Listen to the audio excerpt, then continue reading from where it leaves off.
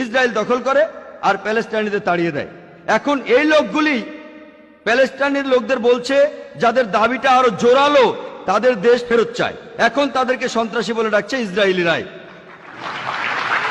চিন্তা করেন, হিটলার 60 লক্ষ ইহুদি মেরেছিলেন, তিনি ইহুদিদের বের করে দিয়েছিলেন। তারা প্যালেস্টাইনে যাবে কেন? প্যালেস্টাইনিরা তাদের জ্ঞাতি ভাইদের আমন্ত্রণ জানিয়েছিল, তারা যদি কোনো দেশ চায় তাহলে জার্মানিতে ফিরে যাওয়া উচিত, ইউরোপে যাওয়া উচিত।